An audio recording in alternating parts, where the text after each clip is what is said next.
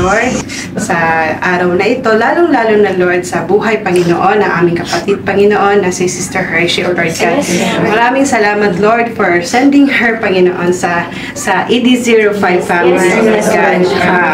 Personally, Panginoon, nabibless ako sa buhay niya, Panginoon, and I believe, O Lord God, na she also touched, Panginoon, the lives of each and everyone, Panginoon, na nakasama niya, Panginoon, sa simbahang ito.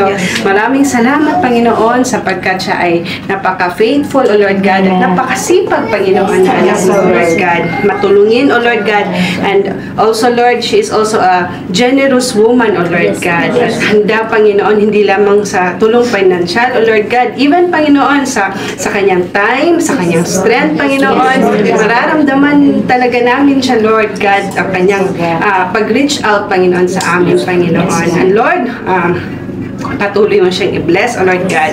Patuloy mo siyang i-guide, O Lord God, in her walk, Panginoon, spiritually, O Lord God. I believe, O Lord God, na this is just the beginning, Panginoon, of the journey, O Lord God, and I pray in the name of Jesus, O Lord God, that you will hold her, Panginoon, hold her tight, O Lord God.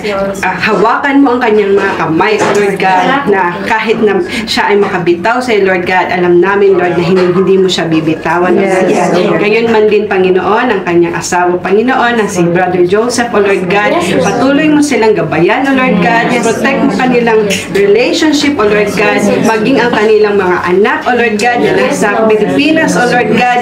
I pray in the name of Jesus that you are going to protect them, O Lord God, for the same God who protected them in Kuwait will be the same God who will protect their family, Panginoon, in the Philippines, O Lord God. At muli, Panginoon, even, Panginoon, sa mga tao tonight, Lord, na andito, Lord, na nag-join, Panginoon, in this celebration. Maraming salamat.